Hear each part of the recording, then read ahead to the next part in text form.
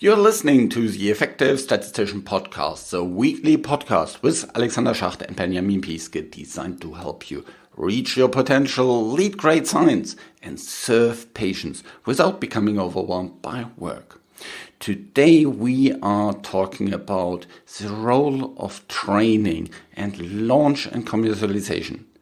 And you may wonder what training is so special about. Well, listen to this episode because it's kind of a super weapon. So how can training be a super weapon? Well, training helps you to connect with many people, and it helps you to build trust. It helps you to advertise for your services. It helps you to become known. And ultimately, it helps you to be in the room where the decisions are made. And that is what we will talk today about. So stay tuned for this really good episode. I'm producing this podcast in association with PSI, a community dedicated to leading and promoting the use of statistics within the healthcare industry for the benefit of patients. There's also a launch and life cycle special interest group within PSI, and that is really helpful for every person that works in this space. So if you're interested, head over to the PSI website at psiweb.org to learn more about PSI activities, other things, and become a PSI member today.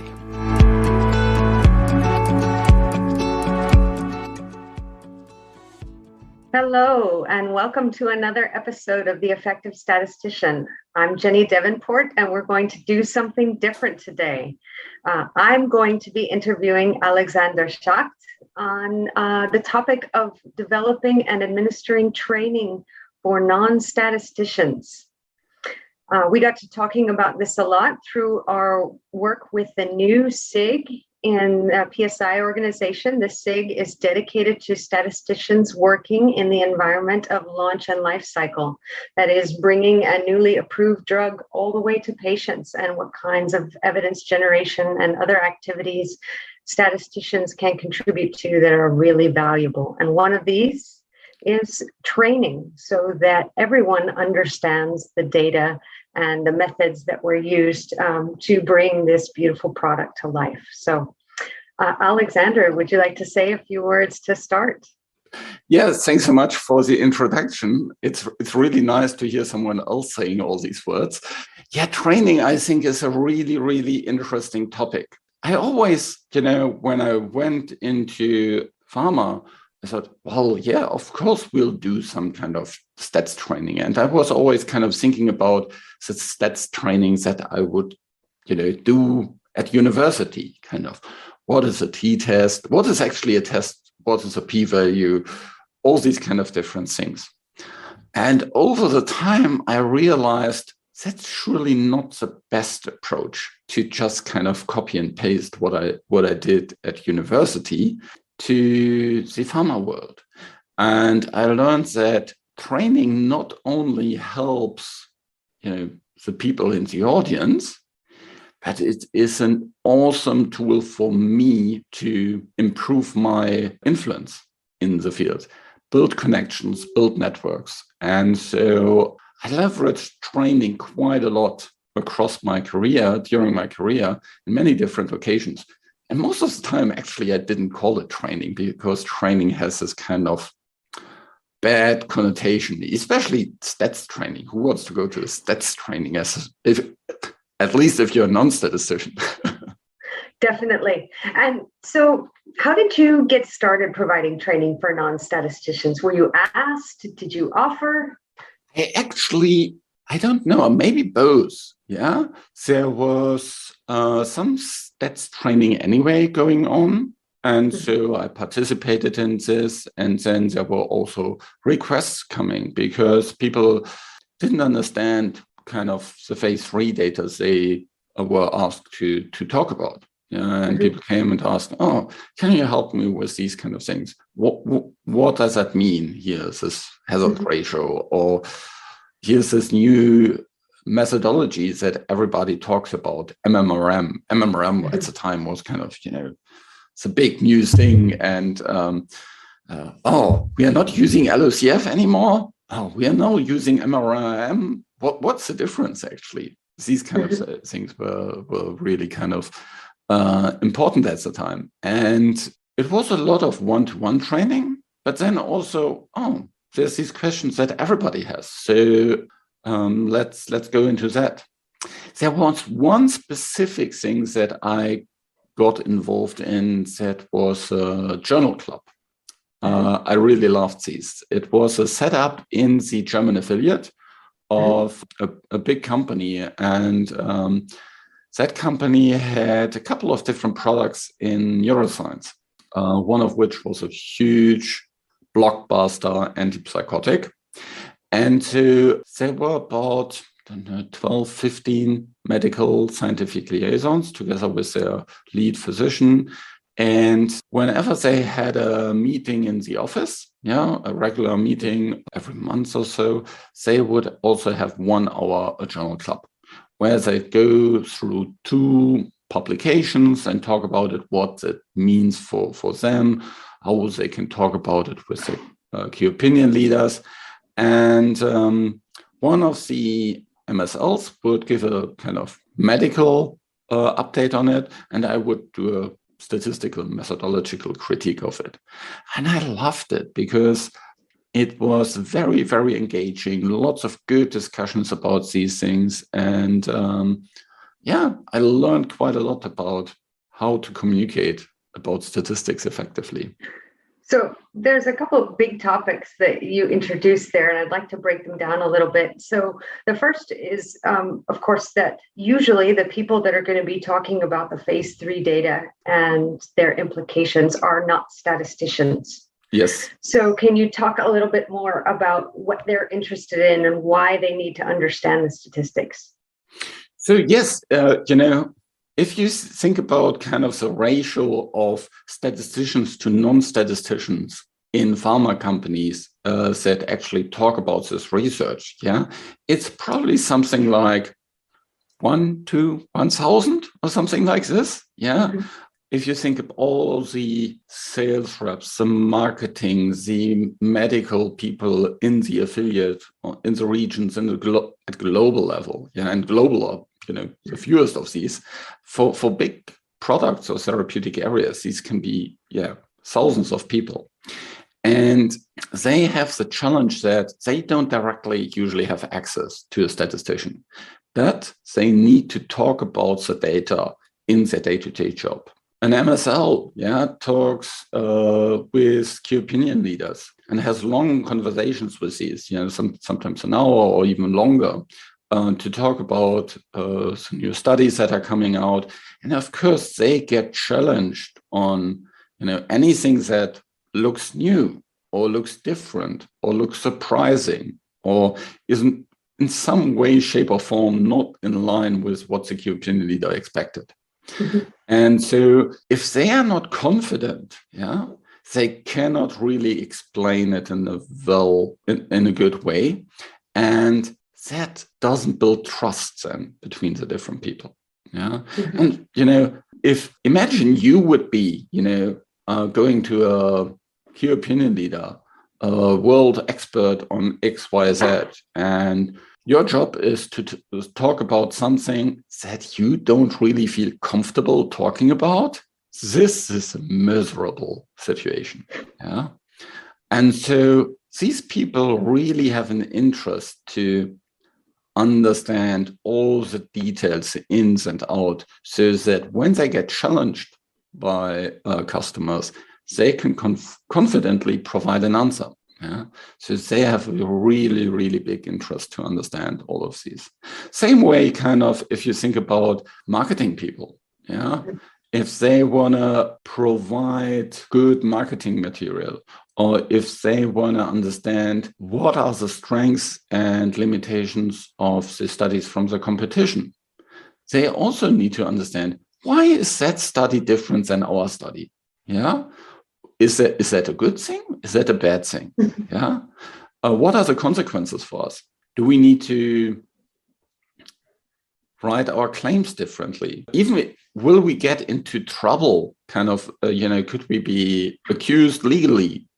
For something like this, or vice versa? Could we, accuse our competition legally because they, overstate something?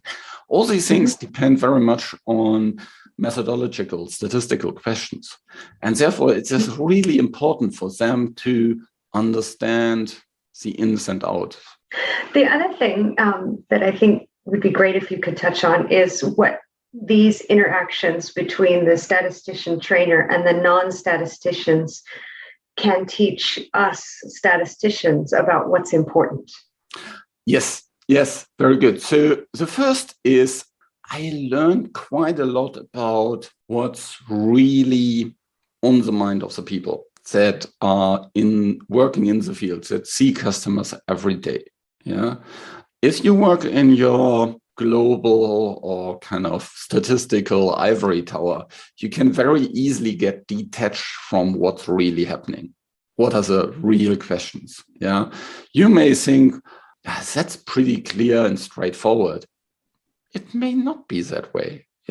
You may think like this analysis where we impute everybody that is is missing as a non-responder. That's clear and easy. No, it's not very often.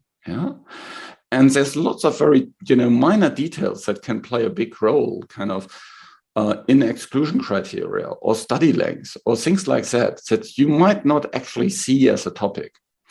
And talking to these people firsthand helps you to understand these. And then you can bring that back to and make sure that everybody understands it. Because if you have talked to, 3 different MSLs and they all have the same issue, it's probably a wider topic that you should address globally, so that everybody understands it. The other point is I also get much more aware about the competition. What are they doing? You get to see kind of marketing, promotional material from them, and you better understand how our business actually works and operates. That's one of the key things. And finally, I learned a lot about what works and what didn't work in terms of explaining statistics. Okay. So you talked a little bit in the beginning about, people have questions about the phase 3 trial. So let's say you're a statistician that has just completed their phase 3 program and they're in the heat of label negotiations and they know they need to give this training to the field. How do you decide what topics to cover? I think that's an excellent question. So first, I think it is important to have a look into what is the overall strategy of your compound. What are the key strategic things in your data that need to come across really crisp and clean? Let's say your compound is better in terms of a certain safety aspect. Then everything around this safety aspect needs to be very, very clear and crisp and, clearly described. Everything that is, somehow controversial, is really important. And there you need to listen quite a lot. You need to listen about what is discussed, for example, at advisory boards with key opinion leaders. What are the challenges that MSLs have? What are the questions that, the physicians that you're working with have? What are the things that they, find it difficult to explain? All these topics are good topics for training. And as I said, most of the time, you wouldn't call it training. You would call it kind of explaining the results or kind of getting to know you, the data better or something like this. Good. And when you give a training like this, what kind of feedback do you usually get and how can you then follow up on that? Yeah, feedback is really important. I think you get a couple of different kind of clusters of feedbacks. The first is you get feedback on your material itself. Was it clear? Was it crisp? You get feedback on what is missing. You will get questions about, you talked about X, Y, Z, but our competition did it a different way. Why did they do it that way and we not. So that helps you to kind of add to these things. You will also get over time, these kind of things are not completely stable. Yeah, there's always new evidence coming. There's always kind of new challenges coming. And so you'll get an update on what are further topics that you need to speak about. You'll also get that different areas in the world will need kind of different things. Yeah. So, for example, could be that your label in the US looks different to the label in Europe. And that may have consequences in terms of what you can actually speak about, what you can, even train people about. Yeah. So there's all kind of different local regulations around the world in terms of how you can talk about different things. Yeah. If you think, for example, how you can train sales reps in Canada, it has very specific kind of rules. And you need to know about these rules, or at least know someone that knows about these, so that you're staying compliant. So you learn a lot about these kind of things as well. And so what I'm hearing is these trainings really need to consider the audience's perspective, the competitive environment, sometimes even the legal environment, if there are differences anticipated in different jurisdictions. That's a lot to think about. Yeah, and the overall strategy of your compound. Yeah. I think for me, training is part of an overall communication strategy. Yeah. So you communicate, and communicate here, I really mean in kind of two ways. You talk and you send information, but you also receive a lot of information. Yeah. And training is part of that. Training is, when we think about communication, we mostly very often think about just publications. Yeah. Posters, abstracts, papers. But there's much more to it. Yeah, there's key opinion leader engagement. There is, trainings and training in all kind of different forms. Yeah, like FAQs, videos, short kind of write-ups, in-person events, journal clubs. You can even think about, new mediums like podcasts or something like this. Yeah, so there's a lot of what happens in terms of communication, and also kind of listening. What are all the needs from the different affiliates, from the regions?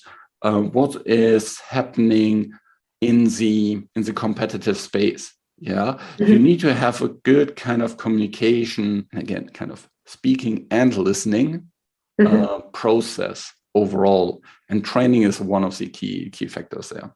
So what I'm hearing is that just publishing a methods paper to explain your trials may not be enough. Yes. Can you talk a little bit more about that and why, a multi-channel approach is really needed sometimes? Yeah.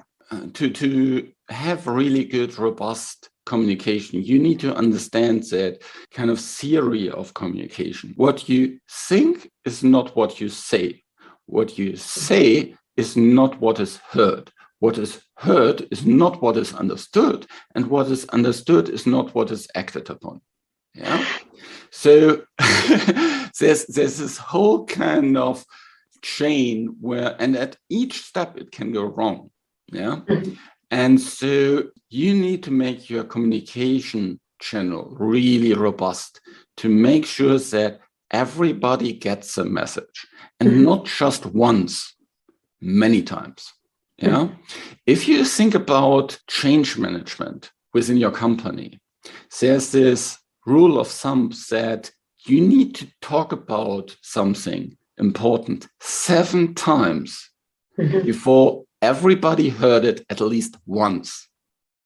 Yeah. So just because you published a method paper doesn't, ensure anything. Yeah, it gives you credit to your CV, and it's a nice basis for further kind of things. But to be honest, by the time you have published it, it's probably already too late. Yeah. So think about all the different audiences. Yeah. Think about how you will reach them. Yeah. And lots of them you will not reach directly. Yeah. You'll reach through kind of train the trainer approaches, for example, or through asynchronous communication, like, video clips or slide sets or documents or all kind of different things. Yeah. So think about the whole kind of communication cascade from, you as a statistician, let's say in a global team, up to the local sales rep in Greece or wherever. Yeah. How do you reach all of them? Yeah. And what do they need to know? And also then the other way back. How do you listen to all of them? And how do you get the information so that you can adjust it? And so for me, I think whenever you do something in terms of, for example, a publication, not just think about the publication itself. And here I'm thinking of kind of, let's say, a primary paper of your phase 3 study. Think also about all the training and communication that goes together with it, that should go together with it. Yeah. So if you present, let's say, your phase 3 data at a conference first time, yeah. And for me, that is absolutely critical time in the launch, because this is where you give the competition the opportunity to critique you. You should be really, really well prepared for that. Yeah. At the moment you publish this data, you should have the whole kind of communication cascade in place so that everybody up to the, well, probably at that time not sales rep, but at every MSL, everybody in the organization has access to all the different questions they might ask. Yeah. So that's, very often you'll have this kind of press release that gets out, and, unfortunately, lots of people will only hear about these data through this press release. Yeah? Lots of people in your competition will, know better about the data than, the people in your own company. Yeah, because it's a real shame. It's a complete shame. Yeah. And imagine kind of this poor MSL from your company that, 2 weeks later goes to a key opinion leader and wants to talk about this data. But unfortunately, the MSL from the competition was there 2 days before and already critiqued it. Yeah. What a bad situation. What just a wasted opportunity. Yeah. Yep. So if you have this kind of opportunity to have the first mover in terms of sharing your data, capitalize on it. Yeah. Make sure that everybody in your organization understands all this data, that you have, all your training communication laid out so that, you can explain the data, all the strengths, all the limitations, what it means in comparison to the competition, what they, might come up with, anticipate all these kind of things, and have this cascade completely kind of planned out and ready to go at the time of phase 3 publication. So, and here I'm really see phase 3 data release. For review, you're developing a training. Who should attend? How should you target a bigger audience all at once? Should you grow it over time? What is the reason maybe to pick one strategy over another? I think I would probably go with some kind of combined strategy. Yeah. So probably you will have something like a much bigger kind of, let's say, WebEx, Google Meet, whatsoever your company uses, where everybody around the world, gets to kind of know about the data. Yeah. And that probably is a very short call. Yeah. Because you'll have lots of people around the world that not just work on this compound, but lots of compounds. Yeah. Think about the person in, the marketing person in Italy or Greece or Spain. They may be responsible for this compound, but for 5 others as well. They don't have the time to, spend hours and hours on training on it, because they have lots of other things. So there you need to have short and very, very kind of to the point communication. Then you have other people, like let's say the certain physicians or marketing people, persons that work on reimbursement, that much more kind of fully dedicated. Yeah. For these, you can have additional kind of meetings where you have more content, more in depth. You have maybe Q&A and things like this. And these will be people that will be, in a way, multipliers. Yeah, these are the people then the local sales rep can go to and ask, I heard this half-hour presentation. I have a question. Yeah, because you'll not be able to answer all these questions. Yeah, think about the ratios that I've given you earlier, 1 to 1,000. If 1,000 sales reps knock on your door, you'll be quite busy. Indeed. Yeah. So think about how we can, enable others to talk about it effectively. And, Jenny, you mentioned that earlier discussion we had. It's kind of, you need to be ready to pass on the baton to others. Yeah. You need to give others the keys to the statistical kingdom. Yeah. And let them go with it and equip them as good as possible so they can explain it to others. Yeah. No, it's a really important point, because we have to remember, as statisticians, we typically spend the majority of our time, say 80-90% of our time, within the confines of our company. Yeah. Excepting congresses where we may go out and present data. And so the people that are going to be interacting directly with customers the most need to have access to the most important information about the trials. And so when we say, we're giving you the keys, we really are giving over a lot of the rigorous control that we've had to date on that study to somebody else to do their job, to help make sure that people can make the right decisions in the field about when and how to use these new medicines. So it's a really interesting thing. What we should talk a little bit about, kind of tactics in training and what works. Do you do a lot of video trainings? Do you make slides? How do you go about making sure that people understand the methods and their implications for the data?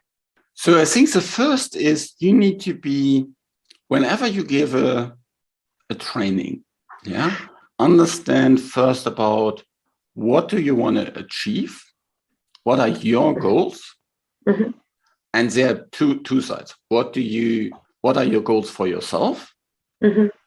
What is kind of the networking opportunity? What is the influencing opportunity? How do you want to come across? And then the second thing is, what are the goals for the audience? Then second, where is the audience? Yeah. Is that an audience like a small group of, expert physicians at a global level?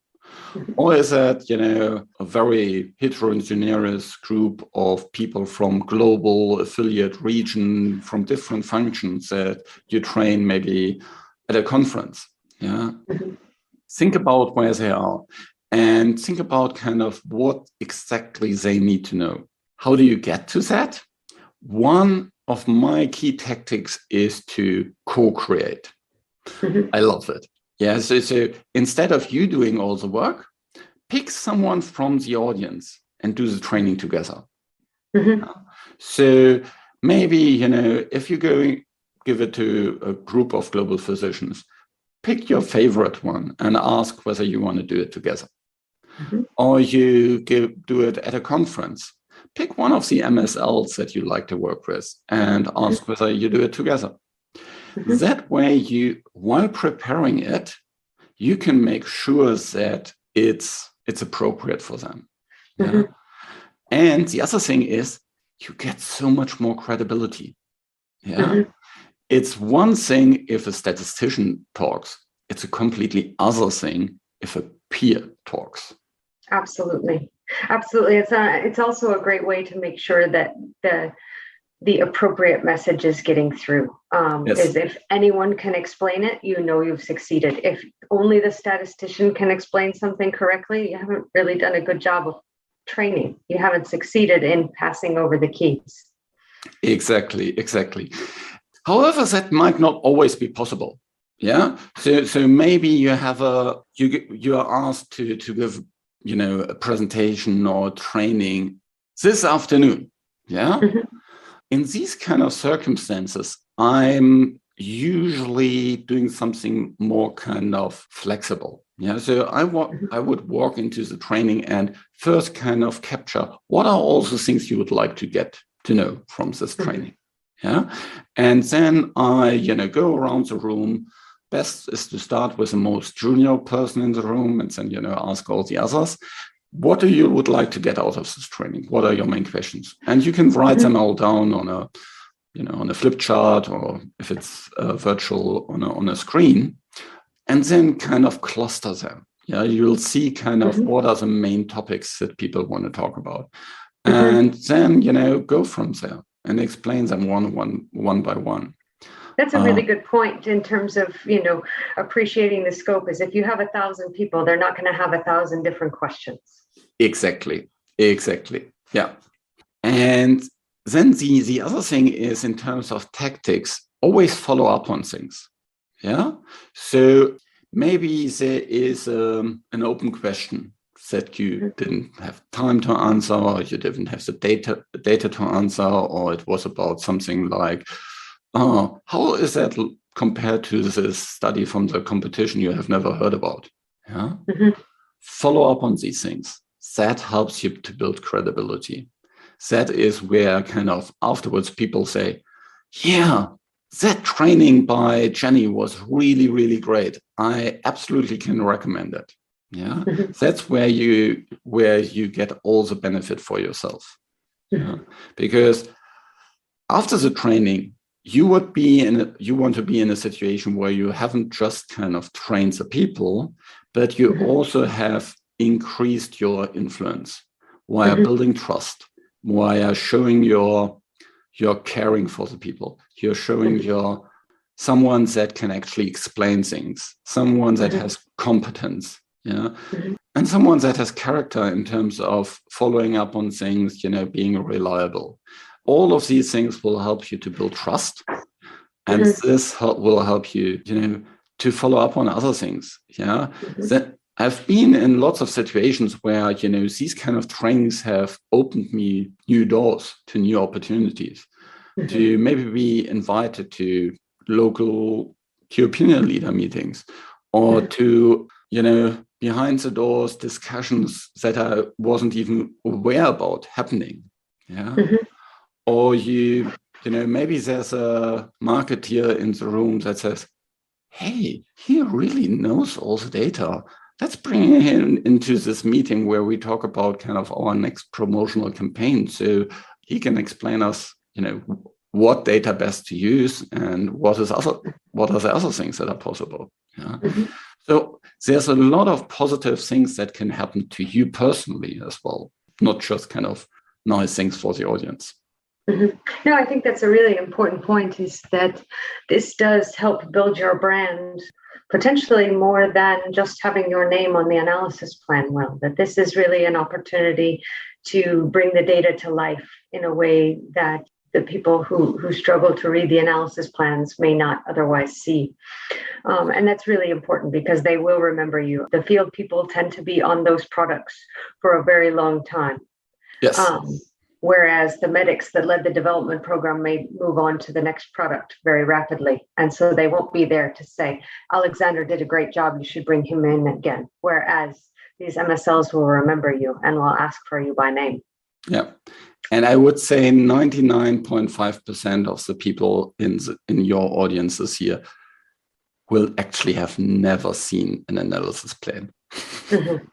Exactly. So I think it's really important to, again, broaden the audience of people that is aware of what has gone into being able to substantiate this evidence. Is there anything else that we haven't covered that you wanted to highlight in terms of training for non-statisticians? I think the key for you as a listener is to think about what would make it possible if you do this really, really well. Yeah. What will you personally get from it? Mm-hmm. And think about all these different things. That way you will see, training is not just an additional to-do.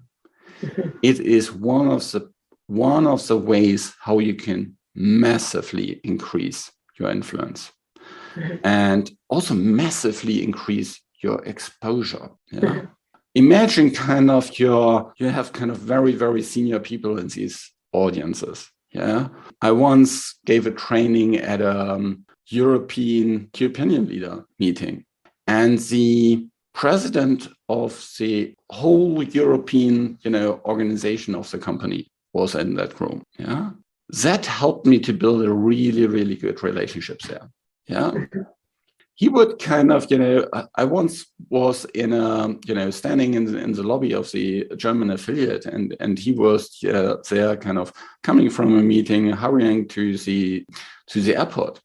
And he saw me in the lobby and said, he stopped, came over to me, and we had a 15-minute chat. Yeah. Mm-hmm. While his, taxi was waiting outside. Imagine these kind of people to talk, they are maybe higher in the organizations than your VP of statistics. Yeah. Mm-hmm.